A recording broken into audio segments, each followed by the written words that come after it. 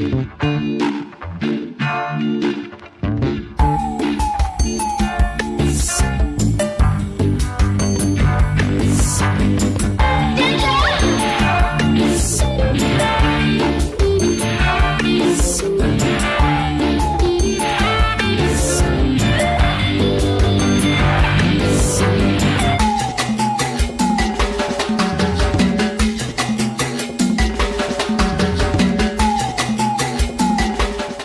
to the Tragedy Academy, a show created to bridge societal divides in a judgment-free zone using candor and humor. My name is Jay. We're joined today by Austin Davis, visionary leader in teenage behavioral health and addiction recovery. How you doing today, Austin?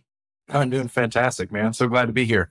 I'm excited to have you here. I think what you're doing is really cool. I think that people can benefit from it. Why don't you tell everybody where you're from, what you got working on? Oh, man.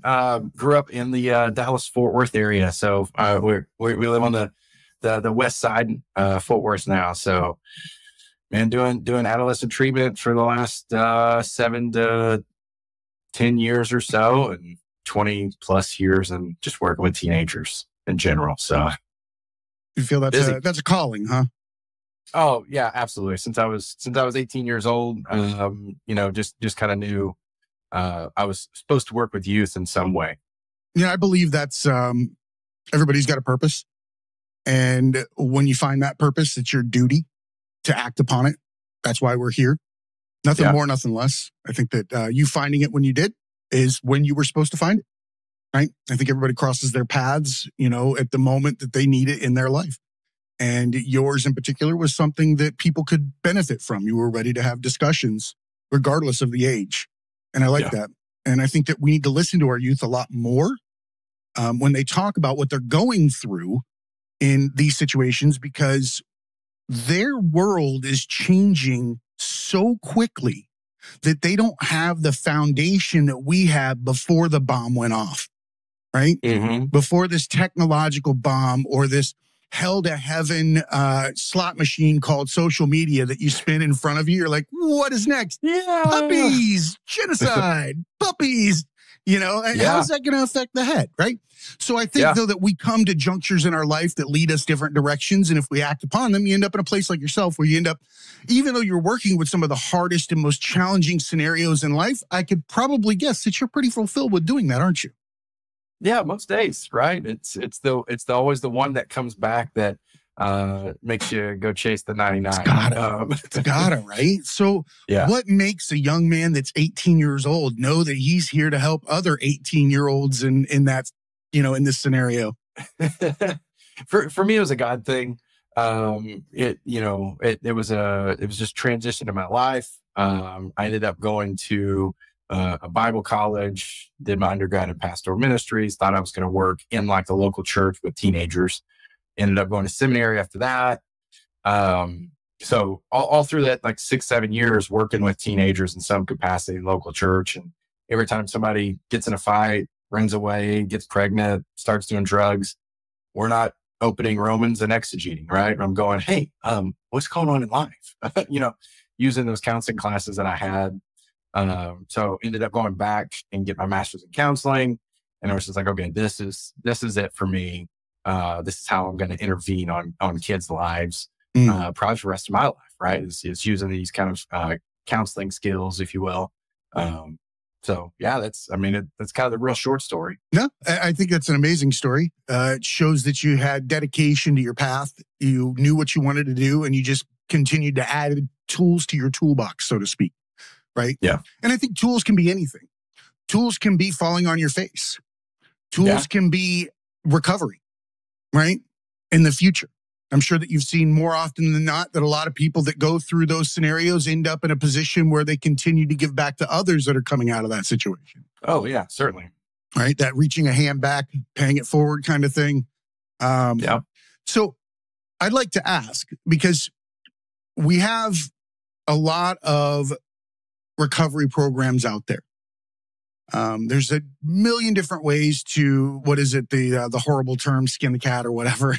I don't know where that came from, but now as I say it as an adult, I'm like, that sounds pretty horrifying. However, for this conversation, I want to try to wrap my head around what differentiates a program like yours from another. And when I say that, and I want people to hear this very clearly, I'm not saying that another program is not capable nor is not fitted for the person that it's sitting in. This is just a different method with which to address people's ability to cope with their mental health issues. And some find it in different ways. It touches them and allows them to move forward with their life in a better manner.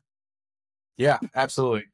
Great question. And so I think number one is when we look across the treatment centers, like in the nation, right? Adolescent treatment is 1 to 20, maybe less than that, right? So there's very, very few adolescent providers, and so we work with 13 to 17-year-olds, boys and girls, and so we have a very kind of narrow market, if you will, because 18 to 75 ages out as well. After 18, man, you just fall in the drunk bucket. Like you really do. You really do. So there, you age out quick. You get a short window to make a critical impact. Yeah. So I think that's the number one thing that really separates us from a lot of programs. Second thing is probably our family programming. Since we are working with adolescents, and I see addiction as a kind of a familial dis-ease, if you will, right? Because we start doing a genogram and, okay, dad was drunk, and then grandpa was drunk, and then great grandpa was drunk. You're like, it's that Hank song or whatever it was. I come from a family of long line of addicts and alcoholics, so I'm with you. I understand where you're coming from. It is familial to a certain degree. Yeah, so I know we take it in kind of that approach that it's a family systems approach. We have family therapists that work with our kids every single week alongside of their individual and their group therapists. So they're getting a lot of support around the family unit while they're in treatment. And I think the most unique thing for us is, when we come to God of our understanding in steps 3, 4, and 5, it's not the doorknob or just kind of this thing that's out there. We open the Bible and we interpret that as God and Jesus and Holy Spirit, and don't leave that kind of to a complete interpretation, right? We kind of narrow that a little bit. Tenets, if you will. Sure, absolutely. I feel like those are the backbone of religion, and that what we miss is the fact that, and I say it a lot on the show, I believe religion is like pizza. It's one large one. It's all different slices. It's all the same except for the toppings on each one. They're all preaching a certain amount of honesty and honoring your fellow human, to do good things unto others, respect others. All those types of things pretty much sit within all the religions that are, the baser ones. And they all kind of point to the Mesopotamian River Valley, Fertile Crescent, somewhere around there where we all came from. And I don't know, maybe God's that little plastic table that keeps the box from closing on us. I don't know. But at the end of the day, I think that if we looked more at the commonalities and less at the differences, we'd see that there is something to be had, no matter what your religious background, from what you're saying in a faith-based way. Faith is in the eyes of the beholder. No two people have the same definition of faith. Whether they tell you they do or not, it's based on their understanding of reality. It could be a completely different looking house in their mind as opposed to someone else's. They might have a beach house. The other person might be sitting in the mansion of faith, right? In their eyes, but they feel comfortable in it, right? It's got the right foundation around it to give them support, right? So that's just kind of my viewpoint on, because I know that it becomes a tricky subject when we discuss faith and religion and getting better. And that, some people want to immediately become defensive and say, well, why is it that yours is better than mine? And that's not anything that's ever preached. So I just wanted to kind of put that out there, give you a chance to kind of discuss why it is something that anybody could benefit from. Because I think that you probably have people that come into your program that are not faith-based on the day they show up, and maybe have their own view of faith when they leave. Yeah. So, and I kind of sell it, if you will, to our parents when they call, like, hey, what's this faith thing? Almost like with your pizza analogy, I use the buffet. You bring the green beans to the potluck. I'm going to bring cornbread. Somebody else is going to bring some goulash, and we're all like, who wants to eat that? Ambrosia. Right? Yeah. But then, somebody else eats it and we know that person and we trust that person. They go, bro, you should try this. And I'm like, that looks disgusting. Like, no, you got to try this. Right. And so that's how the faith kind of conversation works with us is we're never going to approach that as a primary concern. It's going to be secondary or tertiary, right? Like you're pissed at mom and you're pissed at me. Like let's deal with those two things first as a teenager. Right. And then that God conversation will come up through relationship and we'll be able to figure out, is there an open door there or not? Right. And we start working through the steps and there's got to be at some point this release or this surrender to something. Right. Respecting relationship to self, because it's the first place we come from, whether your God is Allah, Jesus, or the great spaghetti monster or whatever. It doesn't matter. It's respect to self and our natural condition and what we were made to be. I personally believe that addictions are born of inauthenticity over time, yeah. And maybe through defense mechanisms and other manners with which you protect child self. This is what we're talking about. All those masks are when you start throwing them in your bag and you start knowing that you need this to feel good in these scenarios, right? I feel like, we have that window now that you're talking about to tell people that these children, they don't need masks, that they're beautiful the way they are. They're made perfect. They're supposed to, quote unquote, I like to say, paint it black. Because if that's the color that you were given in your Crayola box, but you're told you're supposed to be painting red, green, pink, yellow, all these things, but God, Allah, whatever, told you black was what you were really supposed to be doing, don't deny yourself the love and freedom of doing that for other people's sake. Because the moment that you do, you'll take a step back from that black that you've been scratching on the wall and see that it's the pupil of the Mona Lisa. Amongst all your friends that use their colors that were part of them and what made them who they are, right? The moment you start being someone you're not or hiding that precious self is the moment that you start to fracture and need addictions to cover for the weight of carrying a sack of personalities. Masks. That's my soapbox today. I come from a broken family. I come from drugs. I come from bullying, abuse, and those types of things. And I know what it's like to wear that pair of glasses at that juncture in life. Mine might be red and green lenses, and one of those kids might be yellow and blue, but we both have a red or a green base at the back that says abuse. And you can see pain in others. And rather than hiding the pain, what are you doing when someone shows up? They're in the throes of addiction. They don't know who they are, right? A lot of times it requires a certain amount of time before they're even able to treat. Just detoxing and finding, which way is up.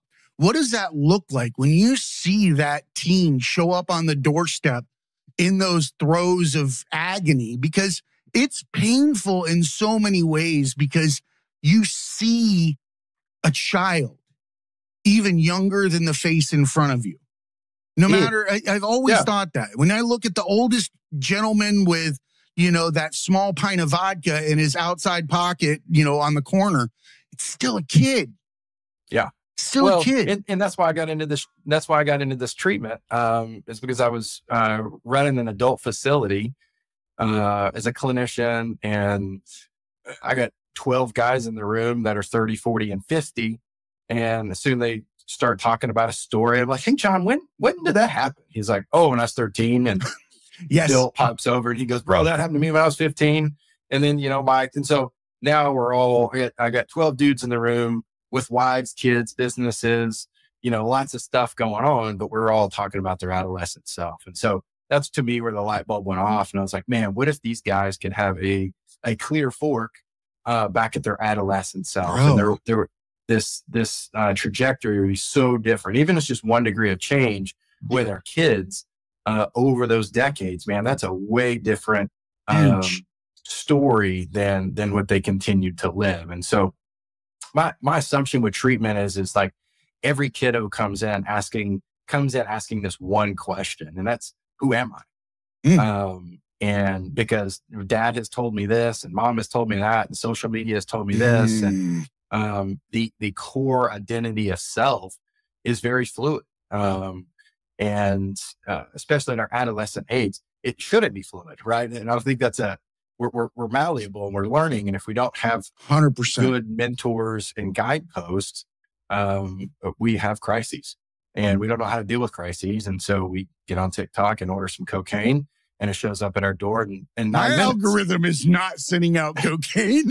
I missed this, right? I thought my algorithm's pretty effed up. I have wild ass friends. Like if you win, I think you should, if we all got judged by our algorithm, we would probably be in a lot of trouble. But you're not wrong. It's so malleable. And malleable is a good way to look at it. That's why you don't make major decisions with lifelong impact in that childhood state because of the fact that you said that. Then when you introduce drugs, alcohol, and things like that to the mix, it makes the incapable of decisions, let alone the ability to find self, right? Yeah. And self is going to remain unidentifiable when it changes 24/7 based on those inputs you're saying. You and we had a group of friends, a geocentric set of personalities that we had to adapt to or make ourselves presentable in front of. Son of a bitch, if Facebook and Instagram and TikTok isn't like looking into a bee's eyes, right? They show you those things are like a fly where it's like a million different little viewpoints or windows. Right? Yeah. I feel like they have to look at all of those and almost literally have to find a small lens to put on each one and then move it over and over again because it's already changed. Whereas we had the ability to go, okay, maybe if we move to Atlanta, then I could get a whole new start. They don't even have a whole new start anymore. No, yeah, because that algorithm and all those things follow you. You know, your digital footprint is forever. What are they telling you about that? What are the kids saying right now? The ones that show up on the doorstep, and social media has to be a hot conversation in those groups. Yeah. What are they saying it's doing?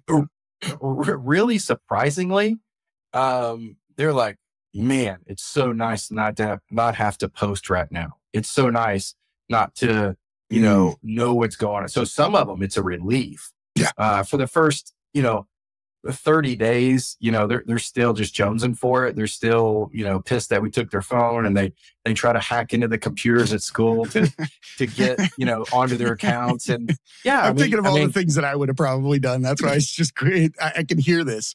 There must be like a background spy song that goes on at all times in there. It's like some guy creeping around trying to look at something on a computer or find things. It is. Kids are ingenuitive, man. Yeah. They're way smarter than me and any of my staff at any given time. So we know that. Yeah.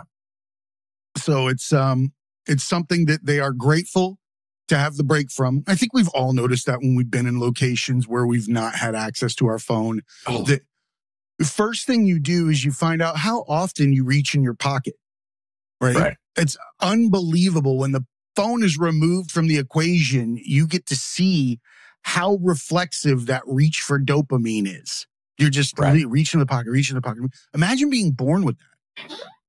Oh, I know. Like I had 20 years, I think, before I was 21, before I had a cell phone, Exactly. And it, for a decade, it didn't have anything but the little flip thing, the Nokia. As soon as it got cameras, we were all in trouble.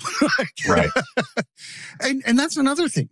I can't imagine how many people you see that could be linked to body dysmorphia, gender dysmorphia, all these different things that are forced down people's throats in different ways where they have to live up to an expectation of their peers, no matter what the dynamic is, because I can go both ways. But at the same time, having body dysmorphia as a kid, I can't imagine what it's like on a social media scale to be walking through those threads and hearing and seeing the judgment of maybe not you, but the person that looks like you. Because that's what you're going to gravitate to. You're going to want to know what's in the comment section. You go, nobody's looking over your shoulder. You know that's you. That's you in, what your mind says is you. And if you scroll through that, you're not just taking the hits that come to you directly. You're taking their hits and making them yours. Yeah. Yeah. There's this external referenced reality, right? Like nothing is internal anymore. Everything is all external. And that's what we try to do in treatment is sort of give them these core values that become the pillars of their life, right? We have 7 values. And what are those values? Honor. We talk about honor, right? A kid comes in and they're cutting themselves. We're like, hey, is that honoring the body? We kind of have this temple mentality with our body. I'm going to cuss you out. It's like, hey, were those words honoring to mom? And just trying to build this idea that when you live in community, where there's this element of respect and honor to people around you, because none of our teenagers know how to do that, right? They can say whatever they want to with their thumbs, and there's no real recourse, right? Unity is our second one. We live in communities, right? We know that AA, there's always an open chair for the next guy or gal coming in, right? So we know we need unity to be successful. We talk about sacrifice and going the extra mile. We're kind of a lazy generation. Again, we could just DoorDash food instead of walking down the street. I may have had a Cuban sandwich today at lunch. Yeah, DoorDash. Right? I feel accosted. I feel called out. No, I'm kidding. You're not wrong. Yeah. So we talk about sacrifice. Like if you're going to be in recovery, it's going to take you looking somebody in the eye and going, hey, I don't think it's a healthy relationship with me, girlfriend. So it's going to take sacrifice because I can't go to that party anymore. Or, if you want to be healthy, you got to get up and go to the gym or whatever it is. Life takes sacrifice. I like that there's an opportunity to choose, right? Yeah. There is the ability to choose at any given moment to live a different life. I think that's kind of foundationally where parts of Christianity comes from. You can be a different man tomorrow. No such thing as time. No such thing, forgiveness of sins, if you will. You are a new human the next day because you have made that commitment to be that person, right? You brought up how we treat others, right? And one of my favorite tenets out there are, do unto others as you would have them do unto you, right? Everybody understands that. But do unto yourself what you want other people to do to you. Yeah. If you do not love yourself unconditionally, if you do not accept yourself for your flaws, if you do not love yourself despite the things that other people in society have deemed not appropriate, then nobody else will love you unconditionally because you have proven you are not even lovable to yourself. Sure. Right? And I'm not saying that you weren't. I'm just expanding upon that. And I didn't know this. Yeah, 100%. Yeah, we call that projection, right? Whatever's on the inside of me comes out. And so if I'm going to love you like I love me, and my self-talk every morning is I'm dumb, fat, stupid, I'm ugly, I'm a worthless piece of crap. How do you think my words are? What a pep talk. I read one time where this guy said, if you treated your inner self, or if you treated a roommate the same way you treat your inner self every day, what kind of human would you be? Imagine walking up to the roommate of your mind and going, you fat piece of crap. Look at you. Your eyebrows are different distances. I can see that nostril issue. You've got a mole there. Everybody knows it, but really they don't give two shits about it because they've got their own mole they're worried about, right? Everybody's got their own mole. We all think that people are staring at ours, but the only time they stare at ours is when they want to make it more appearing than their own. Right. Just to cover up their own. That's it. We all have those defense mechanisms, right? You're giving kids a chance to not to tie a knot in their rope. I consider life to be like a proverbial piece of rope. You're born clean piece of rope. Sure. And every time you come to a juncture where you can live through something, pain or not, happiness or not, you get a chance to either live through it or tie a knot in your rope, right? Yeah. happens to a piece of rope when you continue to tie knots in it and not go through, the trauma that is what leads to addiction. So what happens to that piece of rope? It becomes a piece of shit, just a mess. It becomes that knotted, wadded mess until what? You sit down. You sit down and you begin to unravel it. And the beautiful thing is once you get about third into a knot, it starts to come out easier and easier and easier. Yeah, and you've done one, you know how to do another one.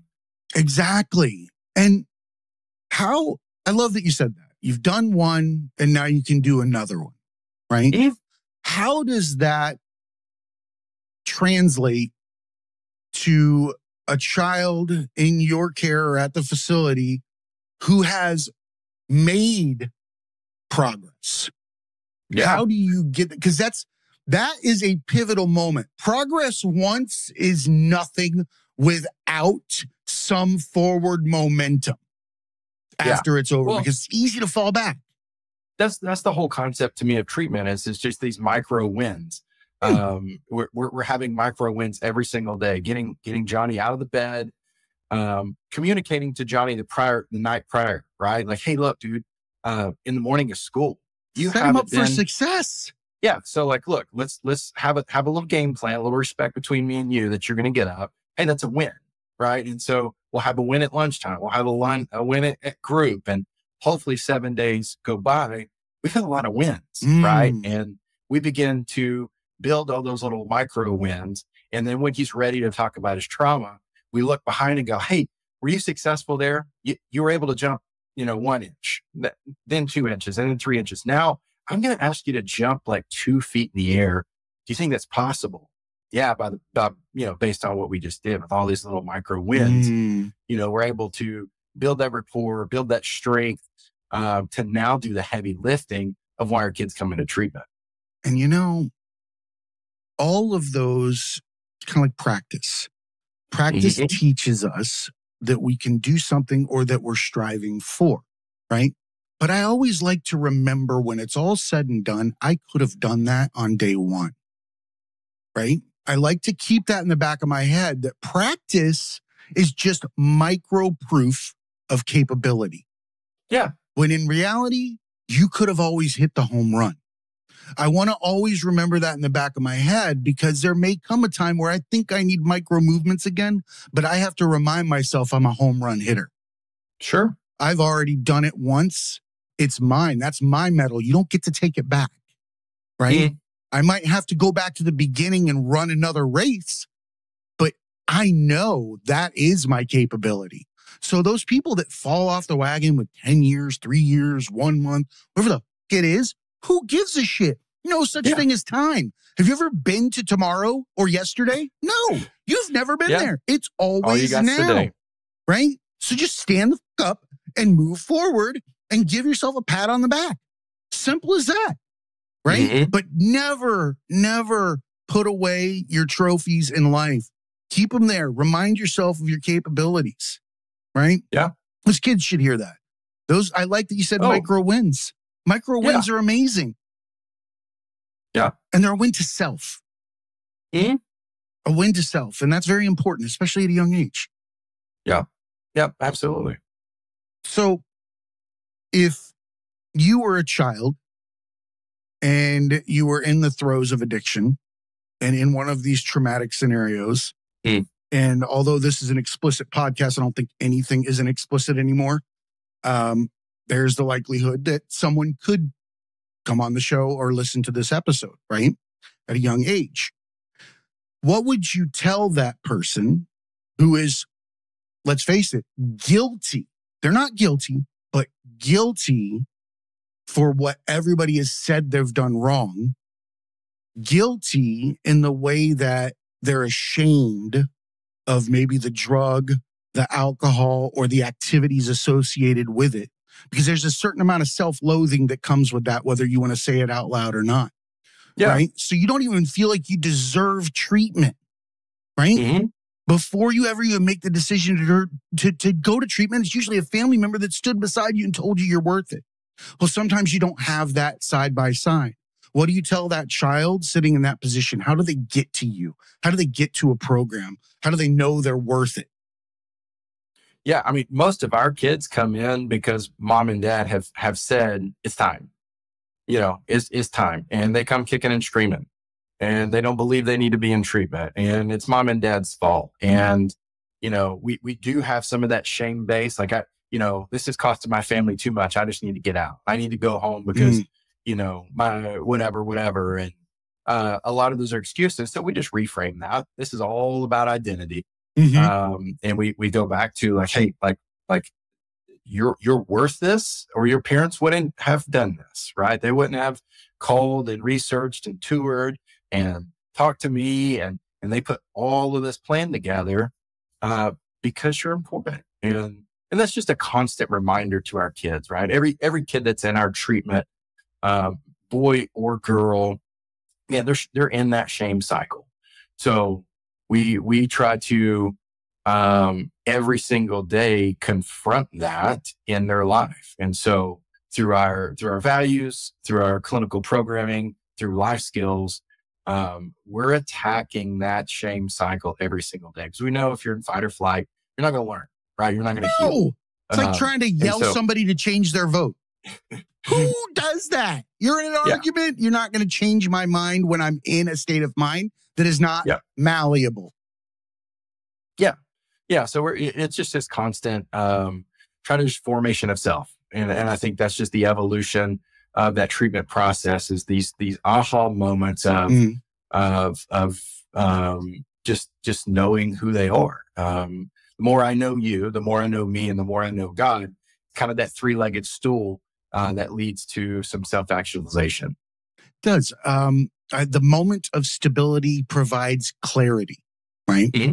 And you brought up the clinical model. So I'm curious, we've talked about the faith-based base of this program, but there has to be a certain amount of medical terminology, understanding of behavioral health and cognitive behavioral therapy and different modicums to get people to find that self-actualization.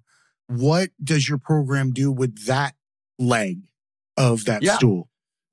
So I wrote our programming after a couple of decades of working with therapists and training people and being in treatment. And so we use our core values as sort of the lens by which we see treatment every day. So we have 7 values. We're a 12-week program. So they kind of rotate. We're 13 weeks. So they kind of rotate through each value twice. And then underneath that, we'll use narrative therapy, and really help our kids begin to tell the right narrative of their life. What a great time to do it. Yeah. Imagine having that key so early. Yeah. It's still formulating, right? And so it's fun to watch them walk through, my mom's a piece of shit and my dad's this and this and that and this and that. And then all of a sudden they get to the part of the story is like, wait, I wrecked the car. I did drugs. I cheated on that person, and they begin to kind of see the players differently in their story, and they see the ups and the downs, and they put it all together. So we're going to use that as sort of the backbone of how they do treatment. We're going to do a lot of family systems work. We're going to do a lot of trauma work. We spend a whole week on kind of this big T or little T trauma, have them chart them out. We use a CBT model with that. And we'll do some, like Viktor Frankl's logotherapy and man's search for meaning. So we really, again, we'll spend a whole week of like, who am I? Right? Like we'll do very important. Anything from vision boards to climbing up on a 40-foot pole and jumping off and hitting a little buoy, on our ropes course. So really putting all of that together in a way that, again, we're identity forming every single day, and taking the shame and the kind of addiction cycle out of that, really helping them figure out who they are. Figure out who they are is the most important part of any of it. Because if you know who you are, you know what to expect, you know how to deal with things, you know what you're not. Yeah. And that's extremely important. In fact, I think it's almost more important than knowing who you are. Through that view or that lens, you have the ability to tell other people or to ignore other people when they present you with the version of self that they want you to be. Yeah. Right? Whether that's good, bad, or indifferent, right? I read once that we have an infinite number of personalities, every single person. And that is because every human that looks back at you has a version of you within their mind. Right? And just think about all the connections you've made throughout life. Those personalities are not all the same. Sure. Right? I've got some monsters and I've got some miracles, right? It's a shotgun. There's no telling, right? But it's true. But if you always act on your authentic self, there's nothing to remember. You know who you are, you know who you were, and you know who you will be. That removes depression and anxiety at the end of the day, in my mind, because that provides that stability. Yeah. Faith is important. And I couldn't put a finger on what faith was until recently. I grew up in a Southern Baptist family in Florida till I was probably 18 years old. I joined the Army. I saw things throughout the world. And, I lived many different lives. My stepmother had me baptized Catholic, at one point. And I've seen, different religions. I lived in, Eastern countries, and I've seen Eastern philosophies, beautiful religions and spirituality, all these kinds of things. And I often sat and wondered, when people were sitting there, cheering for God in church, what is it that they're cheering? They're telling me that they believe beyond the shadow of a doubt something. Sure. And their something was not my beach house, was not my mansion.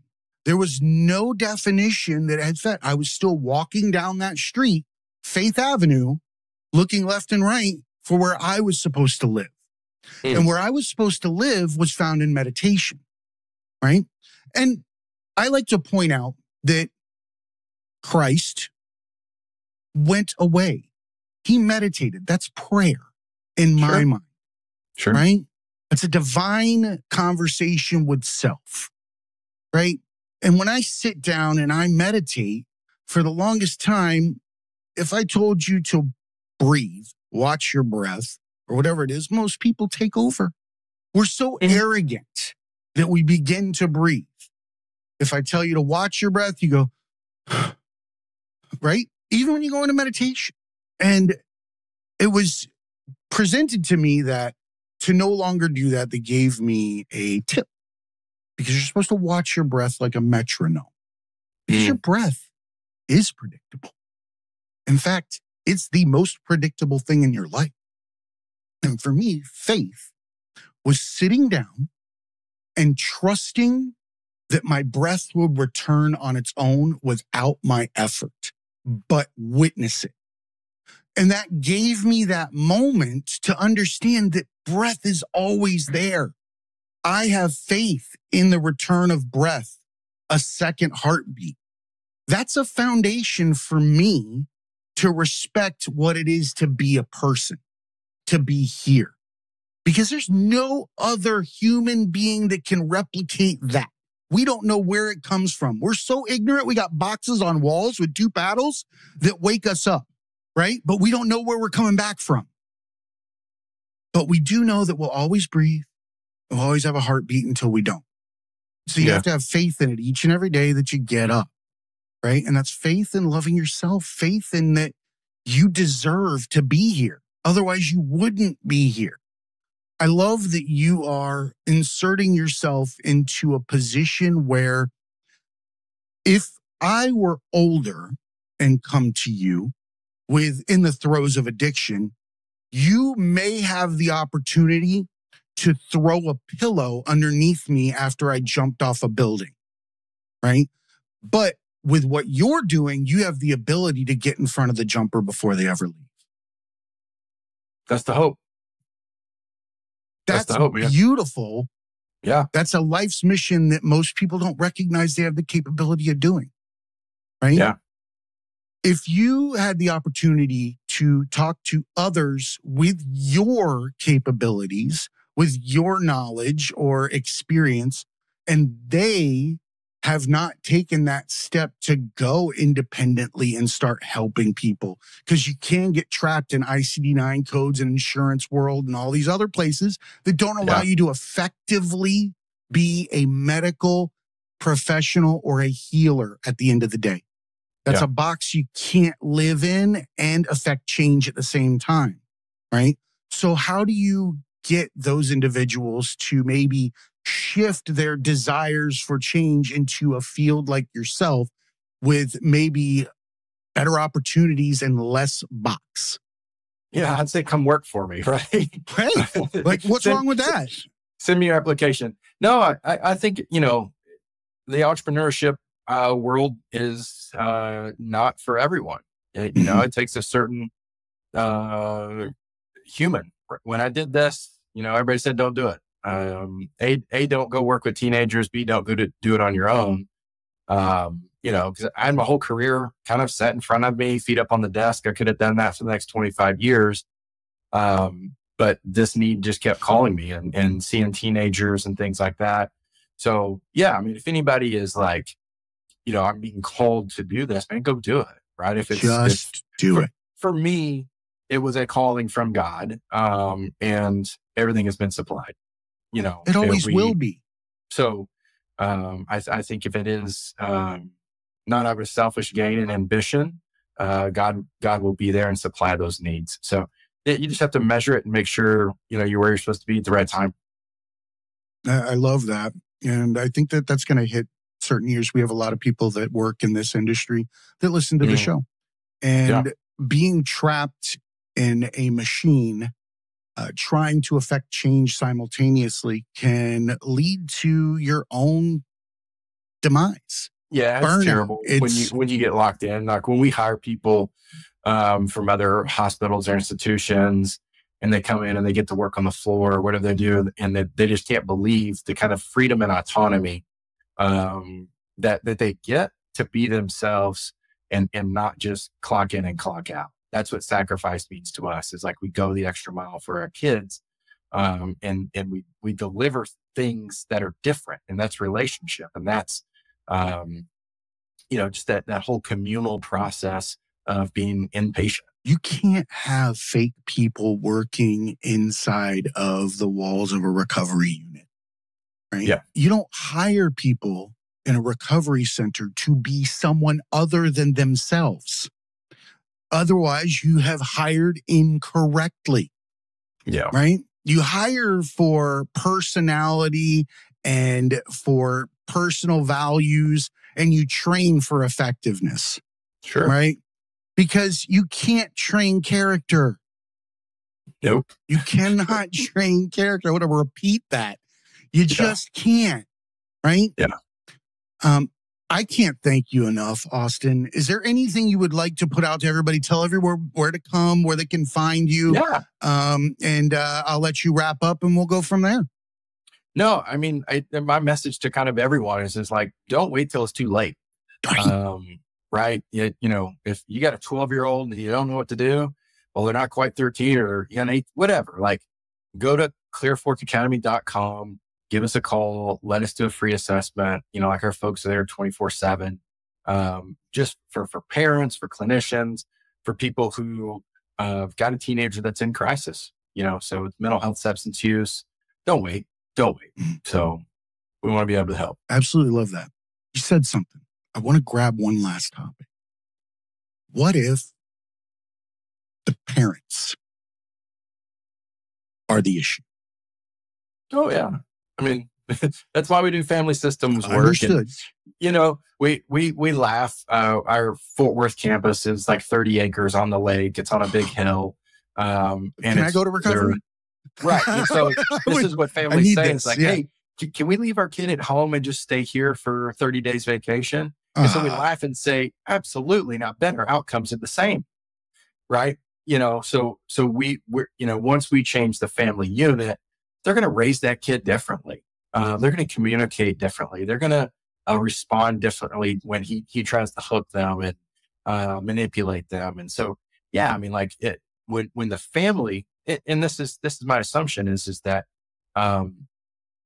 we've got to heal the whole unit. It's never the mom's fault. It's never the kid's fault. It's the two of them together. So through the lens of enablement, completely understand what you're saying. What about substance abuse? Because like we said, Yeah. That's a genetic and hereditary insanity that can be passed on over and over again. So say you get in there, because there's kids that will listen to this, that will hear, oh, get help with mom and dad. Sure. Mom and dad may not be. Well, at the end of the day, and that's the conversation we have with kids is like, we're 70 days into treatment. We've had 10 interactions with dad, and he's still an ass every single time. I turn and look at the kid and I go, look, dad's not going to change.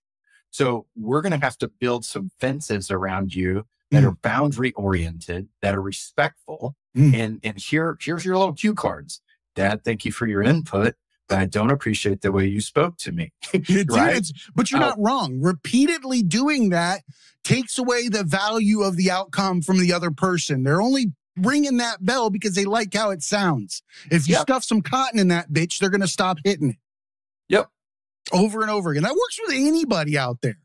The moment that you are not upset by the words of another, you've won. The moment you don't get hooked.